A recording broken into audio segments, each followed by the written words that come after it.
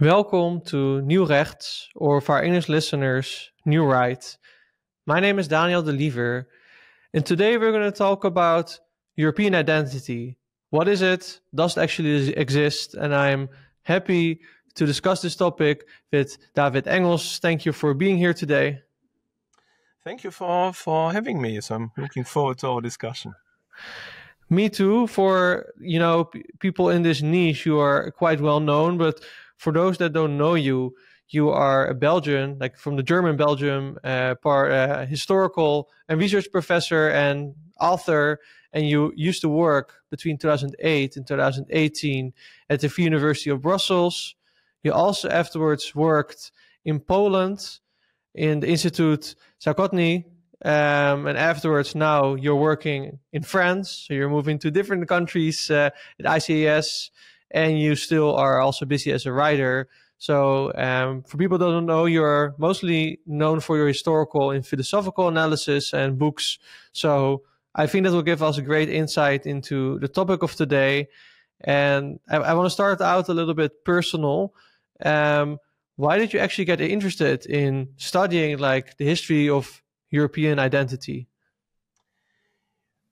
Well, on the one hand, there's the biographical part, of course. I'm really interested in identity questions because as a Belgian, as a multilingual Belgian, whose mother language is German, partly also French, who did ancient languages and some others, somehow this question of identity was really important for me. I mean, as a Belgian, we have such a complicated situation. We don't really have a national identity as such, even if there is something like a true Belgitude. The more I'm living in Poland and the more I'm discovering about what unites Belgians of different languages. So there is a little bit of a Belgian identity, but in general, I rather see my provenance from Belgium as a possibility to explore and to know better about many facets of European identity. So I feel in myself, from a certain perspective as well, the Germanic culture, the French or Roman culture. I have a big liking also for Great Britain. I'm interested in ancient languages. So I'm trying, or my interest in identity is also, from a certain point of view, also wish to understand, let's say, a bit more about my own very crazy identity. And from a certain point of view, many of these people who come from different language groups or from different identities tend to become rather cosmopolitans, globalists, and so on. But on my side, it was very different. On my side, rather, it gave me a big love for my own European identity, for this magnificent Western civilization, which I'm trying to define and to defend as good as I can. Yes, and I do think, of course, everyone has some connection to their own identity, right? Everybody has a feeling of where they belong, where they come from, what they want to feel connected to. But still, it feels like it's, for many people, it might be kind of abstract what identity means. So maybe it's good also to start there. When we talk about European identity, first of all, there are many people nowadays on the progressive side that say there is no such a thing. So maybe you can explain a little bit of, is there such an identity, and what does it actually concretely mean? Yeah, that's of course an enormous question, so I can just touch little bits and pieces here and Of there. course. But yeah, there is a European identity, and nobody would have, let's say, put that into question until perhaps 50, 60 years ago. I think that even in the 19th century, even at the height of what is called nationalism and so forth, people were very keenly aware, even though they were French patriots, German patriots, British patriots, that there was such a thing as a European civilization, very different from, for example, the Chinese civilization, the Muslim civilization, the Indian civilization, and so forth. Strangely, paradoxically, it is since we have the European Union, or this European unification process, that this conscious about belonging together is slowly disappearing. Why? Well, this is very easily under explained, because the European project at the beginning was still constructed on a very essentialist understanding of what identity means. It was essentially constructed on traditional, conservative, even Catholic values. Founding fathers like Schumann or like Adenauer, so they knew what they were doing. But step by step, year by year, the European Union has become more and more leftist, more and more globalist, more and more woke, and is trying to define what makes Europe European only through human rights, through global values. And so this is why people are slowly disentangling with with a more conservative understanding of Europe, because when they hear European identity, they associate that with the leaflets of the European Union speaking about freedom and democracy and liberty and diversity and that kind of thing, and are saying, well, if this is Europe, what makes this European? As these are human values that could apply everywhere in the world. So unfortunately, the European institutions, as they are evolving, is destroying, from a certain point of view, a more traditional understanding of what European identity used to mean and what it still means if we just open our eyes to what unites us everywhere in Europe. And because of that, unfortunately, we are now in a real deep, I think, identity and institutional crisis because of this question. Yes, and I do think many people, even if they would not be able to clarify why, I think intuitively people would agree with that. And let's maybe we're going to talk in depth about how this happened, but maybe it's good to start with, if there's one thing that you want people to take away from our conversation about what this European identity can mean, as opposed to the progressive view of the European Union at the moment, what would be the thing that you want people to remember and to understand and maybe even discover for themselves? I mean, there are different misunderstandings about European identity. On the one hand, the usual response to what makes Europe European or our civilization unique would very often be a purely historical understanding, like it's the unification or the addition of Christian religion, Greek philosophy, Roman statecraft, and so forth. But I think these are only the roots of our identity. I think that European civilization only starts with the Carolingians, with the Ottonians, so in the early Middle Ages, and that something really new emerges on the basis, of course, of the remnants of the Roman tradition, of the Greek tradition, and of course of Christian spirituality. And this new thing that is emerging is what I've often called, also in allusion to a very well-known 19th century term, the Faustian spirit. The Faustian spirit, which is this longing for what is beyond our grasp. This what the Greeks often called even hybris. So this deeply European feeling to want to discover what is just beyond the horizon. And this leads, of course, not only to enormous spiritual adventures, especially in Christianity, but also to also an enormous let's say, expansion in scholarly and scientific terms. Already in the early Middle Ages, you have these people like St. Brendan or others exploring the Atlantic. You have others that are trying to map the world. You have these gigantic cathedrals. You have then later on the explorations with discovering America and the entirety of the world. You have the wish to know the smallest, that is the atom, and the highest, that is to explore space. So I think this typically Faustian longing is what is properly European, because the other civilizations like the Chinese or the Muslim or before the Greco-Romans, they had other archetypes, but they did not have this typically Faustian longing. And I think this is truly what makes Europe European, or what makes the European civilization European.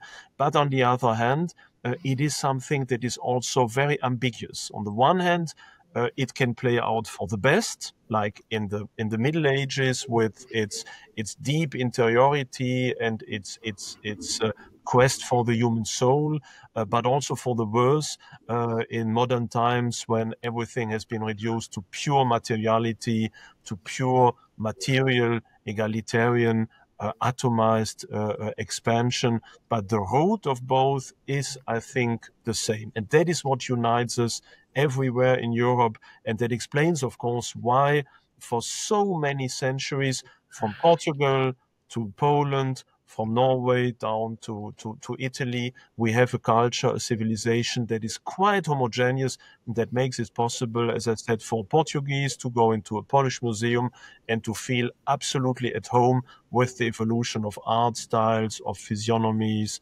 of history of thought, of modes, of styles, of questions, of errors, and so forth.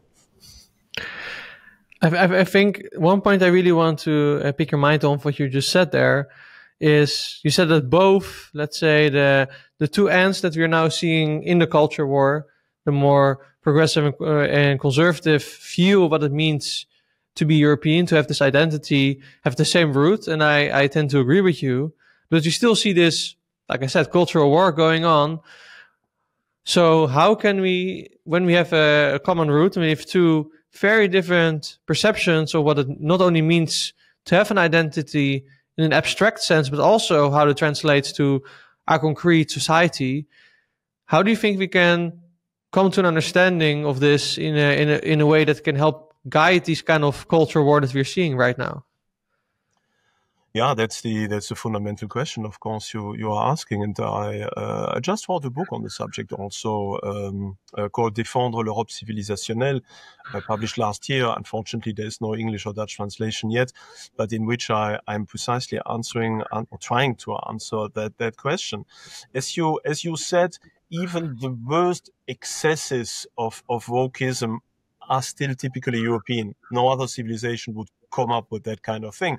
The towers of a cathedral, or the twin towers or the ex-twin towers or the tower of a skyscraper are coming from the same longing, basically. So unfortunately, wokeism is a brainchild of the Faustian spirit. But I think it is also a dead end. I think that all civilizations are evolving in a way that could be described as dialectic, meaning that in the first phase, all civilizations are really trying to come to terms with the notion of transcendence, of God, of the divinity, of the immortality of the soul. That is, the entire civilization and society is oriented towards what comes after death, basically, into the transcendence that infuses the world.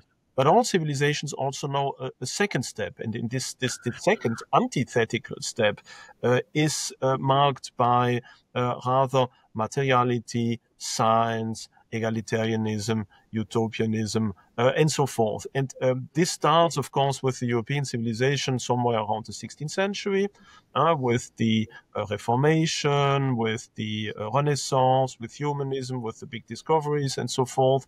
And I think that that wokeism is, for the moment, is the apogee of this anti-transcendent wish to dominate not only our civilization, but the world from a purely materialist point of view. And so from a certain point of view, this wokeism is the apogee of the errors of humanism. This belief that the human being and its spirit is the measure of all things. And what is interesting in that is that wokeism is now leading this misconception of classical humanism to an extreme where it can only dissolve, basically. It becomes so absurd, it becomes so detached from God, from nature, from the world, even from logical thinking, as it is, that it is at the brink of becoming so absurd and surreal that people will simply drop it. And then, of course, we will have to answer the fundamental question which you ask, okay, what next? And I think that this what next can only reside in what I call a rational return to tradition. That is, knowing that pure reason can only lead to its self-dissolution, and that for these reasons we need to understand that without transcendence, and thus also without the tradition through which transcendence becomes understandable for us human beings. Without that, our civilization will simply dissolve, and that is precisely what is happening. So I'm quite optimistic that not on the short-term perspective, but on the middle-term perspective, perhaps during the next 20 years or so, there might be some form of synthetical return to tradition as all civilizations have known it, like the Roman Empire as being the final phase of Greco-Roman antiquity, like the Han dynasty in China, like the Gupta in India, like partly the Fatimids in the Muslim world. So I think we will also know that kind of evolution. But on the other hand, this will not go automatically, but it will be a fight during the next 10, 20 years that will have to resolve this solution of this big question you asked. Thank you for that answer. And what would you gonna say to people that are hearing this, but when a lot of people nowadays think of the Roman Empire, for example, they think of that at some point it fell. And there's this fear also I see from the Dutch perspective of losing this European civilization and this European identity. You're saying in the next 20 years you're kind of optimistic, but what would you then say to maybe more conservative people that are not as optimistic that this synthesis can happen, because we are moving to a point where a lot of it is either forgotten or deteriorated? Absolutely. I mean, concerning your first question, this is of course a question of perspective. I mean, everything in this world will fall. If there is one security we have, it is that all states, all societies, all civilizations, all empires fall in the long run. I think that the Roman Empire, if you take this as an example, with half a millennium, is quite a nice perspective if you are on the beginning side. So I think that this is of course much longer than most European nation states until now. So it's not that bad as a perspective. But yeah, everything is linked to the laws of contingents, especially our own existence. I mean, how long do we live? 80, 90 years, something like that. So we should be happy to construct something that lasts perhaps a half millennium, a bit more, a bit less. Why not? Yeah, the other problem is, of course, is that really such a positive perspective? On the one hand, yes, of course, the Roman Empire is certainly as well as the Han Empire, as well as the other empires I named, is certainly from when it comes to welfare, to wealth, to logistics, to civilization, culture, and so forth, not a bad perspective. But it is, of course, constructed on the sacrifice in large parts of a certain creativity and of a certain freedom. The Roman Empire is, in contrast to the Roman Republic and, of course, to the Greek city-states, an authoritarian state. We need to understand that you cannot become emperor just because people vote for you. There is an emperor there who wants to keep his job, basically.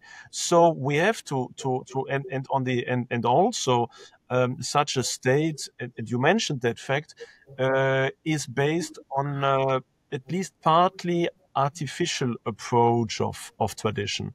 I mean, already when Augustus founds the Principate, he has to reinvent a lot of traditions that were not known or that were forgotten or that were not politically agreeable to him. So in part, this return to tradition, as I said, is a rational return to tradition, because the tradition from many respects or many points of view is already broken.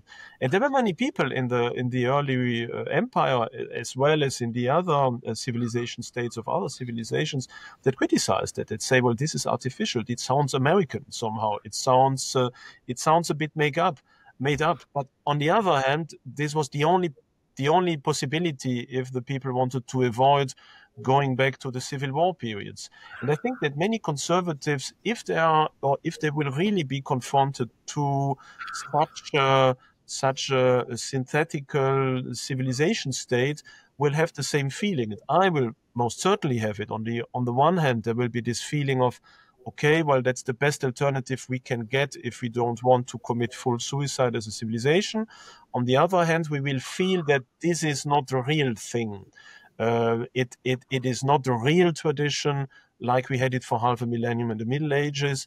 It will be partly really artificial, but this will probably be the price the European civilization will pay, exactly as all the other civilizations have paid it in their time. So this is just to make this sure, also for the people listening to us. I'm not speaking about a political utopia. This is not my personal ideal state as I would like to have it. I'm rather speaking as a historian who compares different civilizations and who, when he sees that the thing has happened already 13 or 14 times, that probably the 15th times this will be quite similar. So this is rather my approach. It's not my choice, but I think it is inevitable. All right. And you mentioned a lot the tradition. I do think for many people, it's not even self-evident what you mean by tradition. Do you mean by the tradition Christianity? Do you mean more of the, if you talk about, for example, Dutch or German perspective, the Germanic tradition? Before you also talked about Faustian. I think it's also good maybe to explain what you mean by that, because I think for many people it is not obvious what you mean by that. So maybe you can give us a little bit of a structure for what this actually means. Mm-hmm. Well, Faust comes, of course, from this medieval important figure of the scholar who, in his longing for things he can't comprehend, finally sells his soul to the devil. And his wish is that he can get the full powers of the devil as long as he remains dissatisfied with what he gets. And only, that is part of his bargain, only if one time he says, wow, this is exactly what I want to be, I'm where I am, and everything is perfect, that's the moment when the devil can then say, okay, that's what you wanted, now I get your soul. And Faust, of course, capitalizes on this fact that he thinks that he cannot be satisfied anyway, and so that he can get his full powers and get away with the bargain, basically. And I think this is very typically European. No other civilization has this longing for what is beyond, for what is this eternal dissatisfaction and liking for more. More, as I said, must not necessarily be more material powers, which is the case today, but it can also be more knowledge of God, for example. And then we come to the part of tradition. When I speak of tradition, I tend to speak about this a bit in a perennialist way. You see, in the recent years, I've been strongly influenced by the reading of the works of Fridtjof Schwan, notably a little bit of Guénon also. So this idea that there is a true tradition, which means that how can I explain that? All civilization at the beginning of their evolution start their path with a very specific understanding of transcendence. This gives, for example, rise to the Greco-Roman polytheism, to, for example, the Muslim understanding of religion, to Taoism or to Buddhism, and in Europe, our way has been Western Christianity. This has been our approach to this eternal secret of this primordial unity and entity that is beyond everything we can grasp and understand, and which is true transcendence, which is the true divinity. And this divinity thus manifests itself through the civilizations and, of course, through the different traditions that these civilizations develop. And this is, of course, the true tradition. One part of it is, of course, the Latin Mass. The Latin Mass and the Latin ritual of the Catholic Church is one of the, I think, highest expressions of tradition and longing for transcendence in the Western civilization. And it is typical, of course, that just to take this example, there are many others, like our understanding of family, of nature, of beauty, all that stems from a certain traditional approach towards transcendence. But it is so typical that all these understandings, and especially, of course, the Tridentine Mass, are disappearing, are not understood anymore, are even cancelled, like in the Second Vaticanum and under the previous Pope, Francis, who try precisely to undermine this true tradition that links us to our 1,000 years of history in order to replace it with something that doesn't stem from an organic evolution of a primordial understanding of transcendence, but that is a pure brainchild, like the Second Vaticanum, or like the modern understanding of family, or like the modern understanding of art. Everywhere, the organic evolution of tradition is replaced by a purely rationalist, purely abstract understanding of some norms or some utopian society that is not constructed based on the roots of our being, but rather on, let's say, on the pure tabula rasa, which is why ultimately it must fail, and which is why wokeism will fail also. It will fail, but on the other hand, the moment it fails will be marked by a huge crisis in the entire West, because we will suddenly lose the only ground that was still left to us, and we will have to reinvent ourselves totally.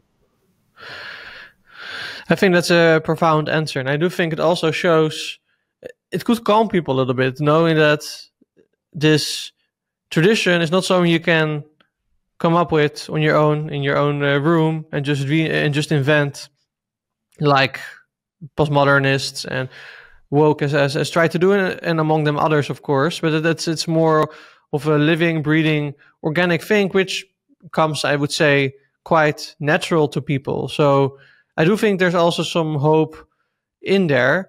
But like you said, there is a crisis we have to go through, and we are, I think, already going through to get to the other side, so to speak. And I think one of the things I'm interested in is, in the beginning, we talked about that there is now, you could say, an attack on the tradition that's been going on for decades at this point. How do you think, if we look at the practical point of view, where we have now a structure around this modern, you could say, antithesis to tradition, how do you think we can reorganize in such a way that we can still keep, you could say, some of the benefits of organization, so we don't fall into pure chaos, while going to a organic way of the tradition?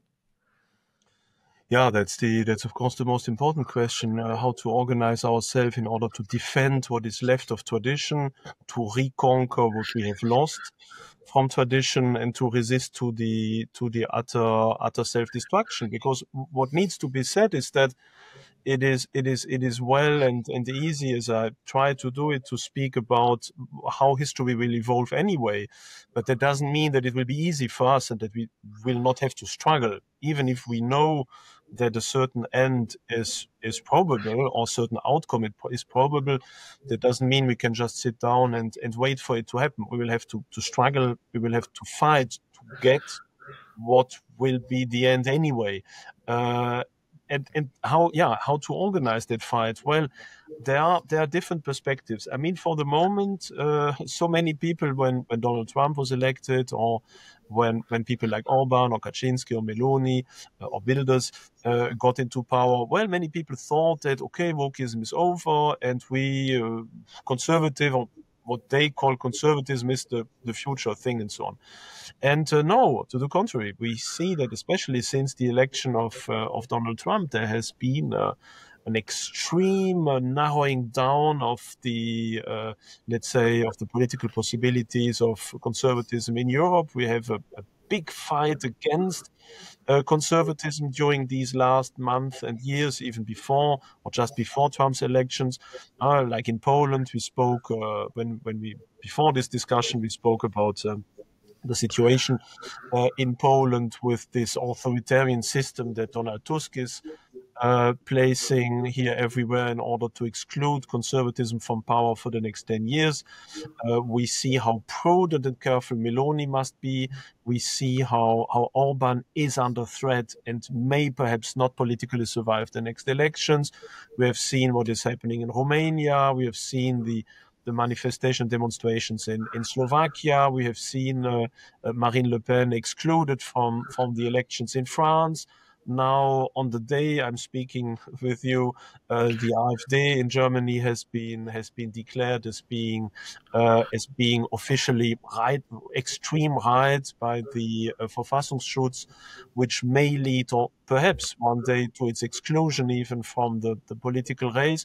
So everywhere, wokeism is not dead at all. To the contrary, they are trying to fortify their position. So this will be a big fight. And the question is how can conservative people survive that?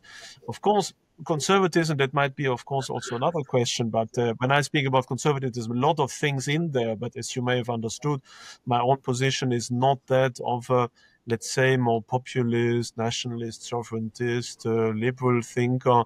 I'm more deeply attached to Christian values, to civilizational values, to this historical essence of Europe. So my own approach is a bit different from that of many of the typical right-wing people.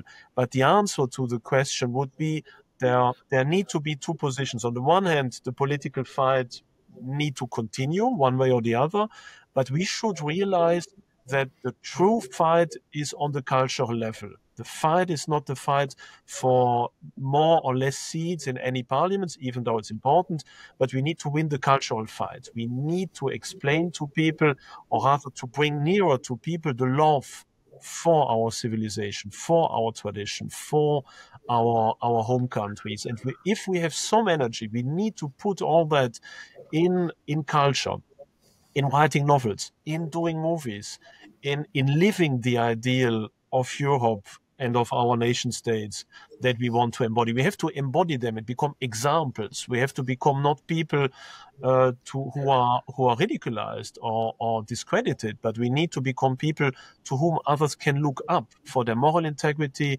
for their deep love of transcendence, for their love of their civilization.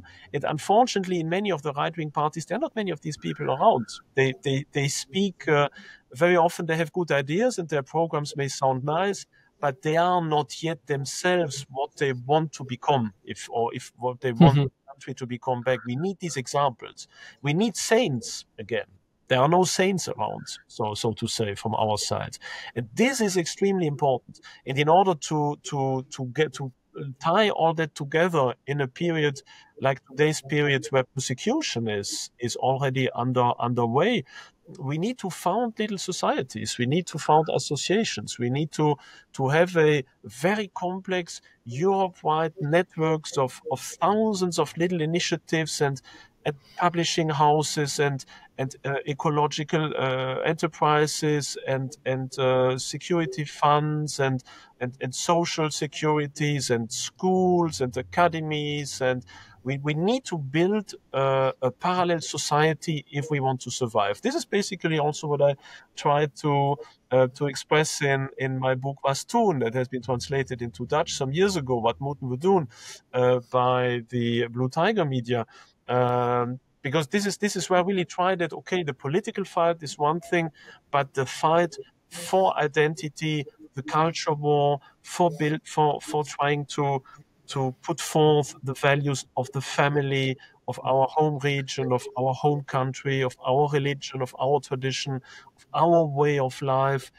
This must be the most important fight. And that is not something you can do with just putting a cross every 4 years on a bulletin in a democratic system. This is a fight that needs to go on every day. And I think this is the only way we can survive. We need to take, it may sound a bit paradoxical or cynical, but if you look at the strength of many of the Muslim societies that have developed in Europe, it is based exactly on that. They have built parallel societies that work extremely well and that can help them to have this form of autarchical structure. And we need that as conservatives if we want to survive, because the state and the society does not belong to us anymore. We are more and more considered as their enemies, unfortunately, even though we are its essence. And so we need to protect us by building up our own system. I think that's a profound point, but I will say that as many of the people that are listening are probably going to be Dutch, and Netherlands, as you might know, it went from in 1950 to being one of the most conservative, even religious countries in Europe, to being the complete opposite, very secular, very progressive. So even if I look on the right, of what we now consider the right, there is no unity on what this means, right? You also have a lot of people that might consider themselves cultural Christians or conservatives or whatever that are having very different opinions to, you could say, what Christians have. So how would you approach this when the majority of people that are going to do this kind of work are not going to be Christian? And to give a personal example, I'm not Christian. I'm Jewish. I have even a different perspective as well. So there are a lot of people trying to come together on this project that have very different, profound understandings there. That's the big problem, and all late civilizations show that this return to conservatism, or this return to the roots, to tradition, and so on, is the work of little elite. The large masses are lost, indeed, and this cannot be helped. Most of them don't care, simply going to whatever shopping mall is nearby to you, and you will see it. These are people that do not belong anymore to the European civilization in their heart. It's not a question of migration background. It's a question of really feeling their belonging. And I've had so many people when I worked, still working in, let's say the university where I'm working for the moment is a bit of a counterexample, but most universities, the students I had, they are already post-historical and post-European students, even though they are ethnically, whatever that means, European. So the fight first is a fight of a minority, because on the other side, the woke power is also a very tiny minority. Most people follow that because the boomers hear that every day on the television, and the others learned it at school or just follow that out of pure opportunism. But I don't think there are many people who really believe in wokeism. There's a tiny elite that imposes its view, and if by any chance, for example, from today to tomorrow, our entire media system would not be controlled anymore by woke journalists, but by conservative journalists, in 1 week, probably the entire population would suddenly start to be conservative, because most don't care only. So it's not about how convincing 80-90% of the population of such a point of view. It is working with an elite and trying to address a certain elite. And of course, there are different paths. I mean, you can always help. I mean, I'm trying to do that by writing my books, by giving interviews, by trying to educate my children, to trying and failing very often to be a correct example to the people around me. But we can do a lot in order to inform others. And that's why I say that I often said that someone like, for example, Tolkien did probably 100 times more for what I call true tradition than most prime ministers, most even conservative prime ministers of these last generations, because he wrote something that is not only beautiful, but is also true, and that has inspired generation of people. This is the kind of thing that has a much larger impact in changing people's mentalities than just having some law on whatever question, on migration, on family, on education, whatever is there around. But in the end, the path towards tradition and towards a traditionalist understanding of our identity must be a personal path. It can only be step by step. You cannot force people to convert to any religion, to understand or to feel what transcendence is, to feel the staggering beauty of our works of art. This is not something you can force down on something. You can open doors in order to show to them what is behind, but they have to walk through by themselves. And this is a very difficult and long process that can only be resolved by grassroots initiatives like those I'm speaking about. Of course, they can be helped by the media, by the politics, and so forth. But in the current situation, I think this really needs to start from below. And there are countries where this is happening, like France, for example. During these last weeks or last years, I've been very often in France. I'm teaching there by now also. And this is probably one of the countries, together with the Netherlands, of course, and the UK and Belgium, that is in the worst shape probably in Europe for many reasons. But this is also where we have so many identitarian movements that are starting. They are everywhere. Little associations, little foundations, people rediscovering the Tridentine Mass, for example, trying to connect back with their Catholicism, trying to found little villages where they live with other people in what they consider the right way. So many little publishing houses, websites, little journals, even enterprises and links with other enterprises and school and so forth. There are a lot of things. It's still very a minoritarian approach, but things are happening at least there. While on the other side, like in the country where I'm living for the moment here in Poland, we are in a country that is still quite conservative when it comes to majority of the population from a cultural point of view, but they don't even understand that they are currently totally transformed and destroyed. And so I think you need to reach somewhere really the bottom of the pit in order to understand really what is happening and to start defending. The French have understood that, they are doing that. The Poles don't even understand that they are descending, and thus they don't even know against what they have to fight back.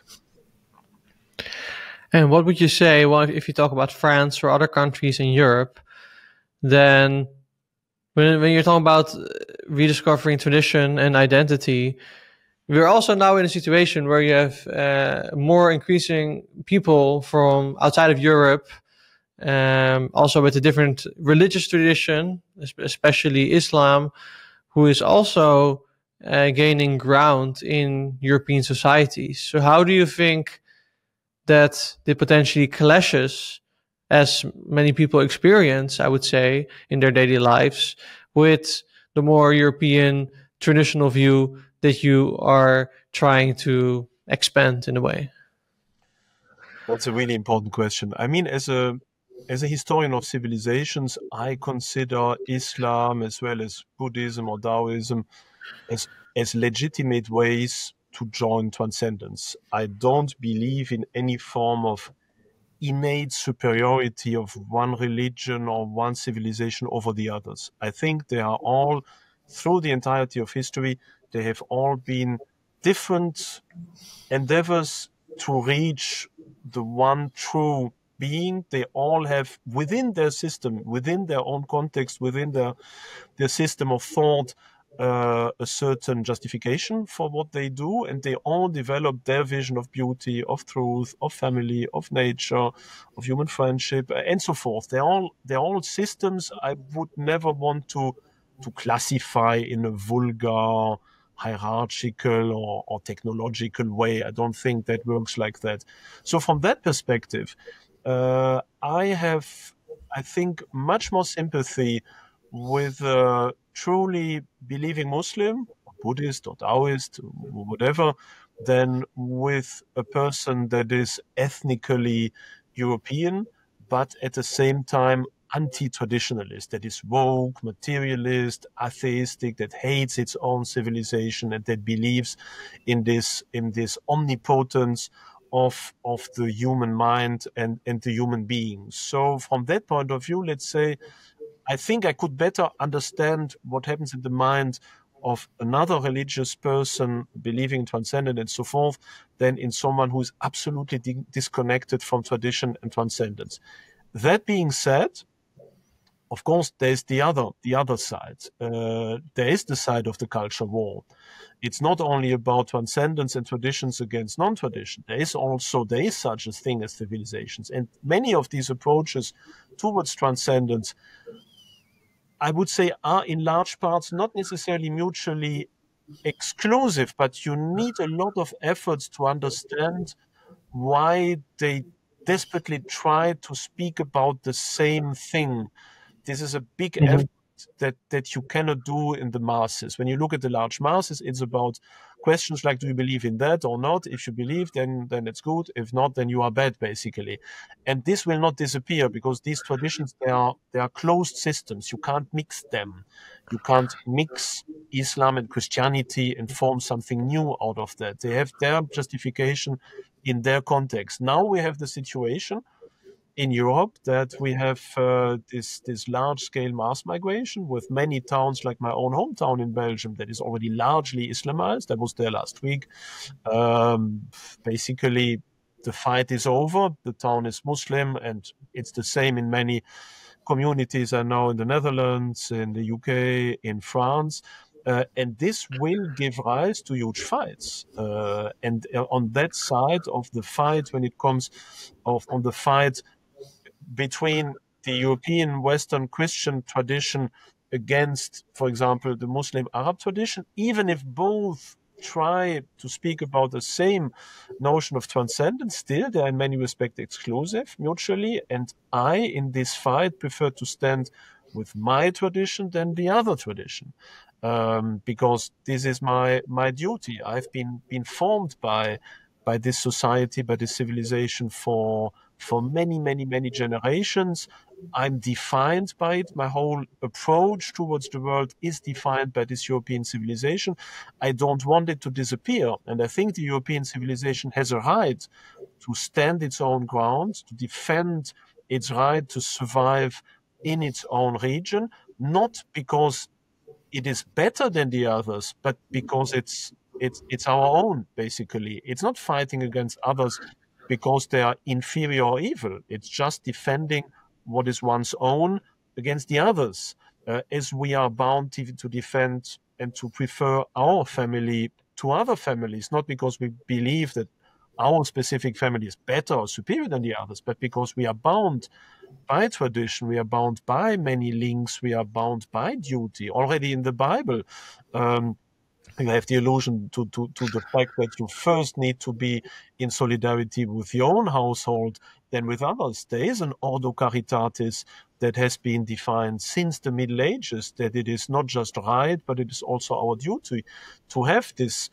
concentric understanding of responsibility. And so this is why, of course, this fight in the future will be based in just to summarize what I said on these two levels. On the one hand, there could be provisional alliances between Christian and Muslims on moral grounds. This is already happening in the UK, for example. Christians and Muslims are sometimes fighting together in order to keep radical pro-abortion or LGBT stuff out of school manuals, for example. There can be provisional, let's say, alliances between people believing in tradition. But on the other hand, the other battleground will be, of course, to try to to save as much as possible the cohesion and survival of the European civilization. And this is really difficult because in many towns this is already lost.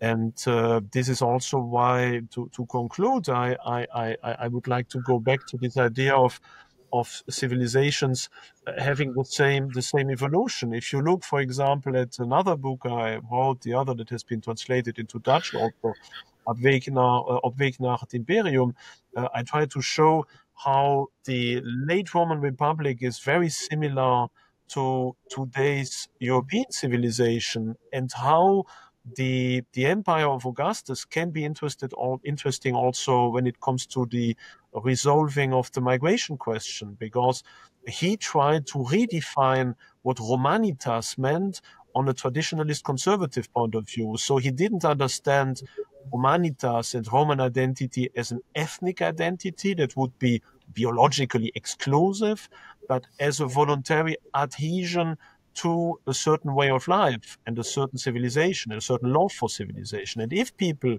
from non-Roman backgrounds started to learn Latin, to wear the toga, to do their military service, to become active in politics, to be generous when it came to sponsorizing games or temples or that kind of stuff, who believed, or who at least expressed their love for the Roman civilization and Roman art, and expressed also their loyalty to the emperor and so forth. Well, with every step, they were more included into the Roman elite, and at the end could become senators and even emperors like the others. And I think that is what we need to do as Europeans. We need to redefine what makes Europe European in an inclusive way.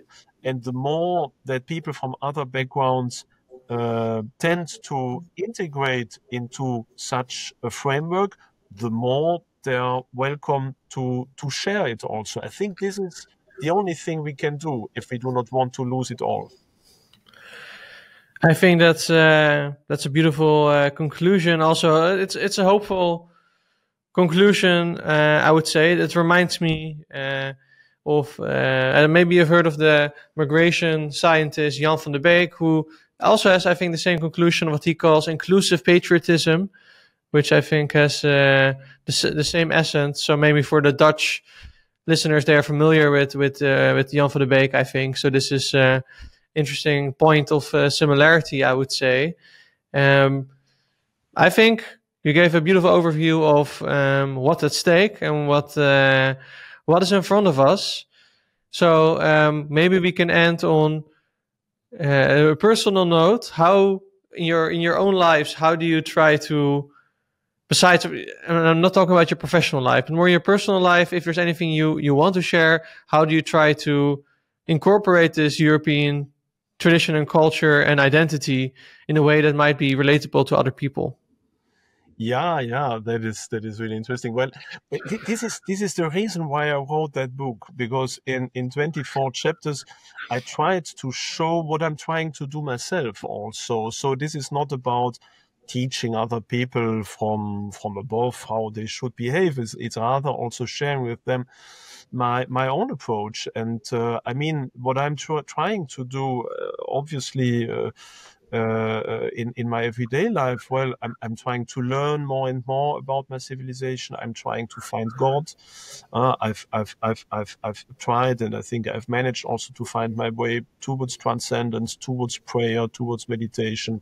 I try as best as I can to surround myself with a certain beauty. Well, perhaps not necessarily this office, but even that.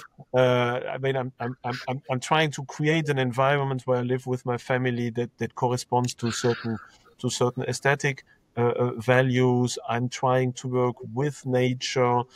We are trying to have our own vegetables. We had some chicken, for example, and so forth, in order to have this connection with nature. I founded a family. I have 3 kids. I'm trying to educate them in this, let's say, in this mindset. They are trilingual, so they speak fluently Polish, French, and German. So they are truly Europeans, not cosmopolists, but Europeans, because I try to show them why our civilization is not only made up of crimes and genocides and so on. There have been dark sides, I would never negate them, but also of so many beautiful things. So just some little parts of the 24 chapters I did in that book that describe a little bit my own endeavor, how we can